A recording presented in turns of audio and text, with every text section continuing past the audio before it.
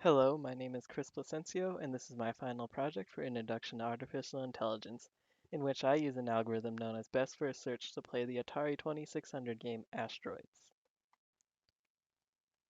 To implement this algorithm, I use a framework called the Arcade Learning Environment, or ALE for short. ALE is a framework that provides programmers and researchers with an interface that can be used to create AI agents that interact with emulated Atari 2600 games. Asteroids is one of these Atari 2600 games, where players command a spaceship with the objective of blasting as many asteroids as they can before they lose all their lives. Before jumping into the game, let's see how Best First Search works in Asteroids. This implementation of Best First Search works by taking the current state of the game and applying a sequence of actions to it. This sequence of actions generates a new game state. For practical purposes, I am not allowing the agent to boost forward. Instead, the agent remains at one location and turns left or right at varying degrees and then takes a shot. There are around 60-degree angles the agent can shoot from, so for any given state, the agent generates 60 new states.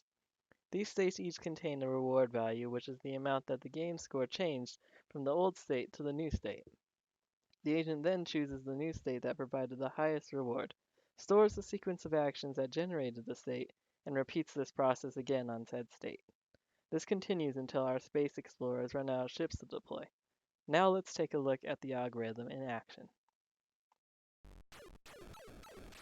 Here you can see that the agent is starting from a state and generating each of the 60 new states. Once the agent has generated all of the states, it sees that it can take a sequence of actions that increases its score to 70.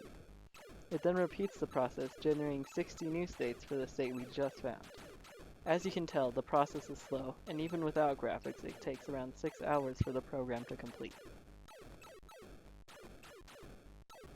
Finally, let's look at how well the agent plays after finding a sequence of actions to take for the whole game. The agent is quickly taking care of asteroids when in its reach, but due to being stuck in one location, there's noticeable slowdown when asteroids are out of firing range.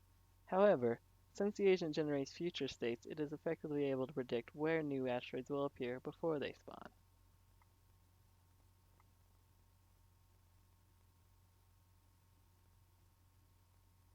Now let's jump to the end of this agent's journey. After about 9 minutes of surviving various waves of asteroids, the agent is on his last limb. The agent tries its best to stay alive, but is overwhelmed by the amount of asteroids, sealing its fate and generating a fairly decent score of 35,770. That's all from me. I hope you enjoyed this video. Thank you for watching. This is Mission Control signing off.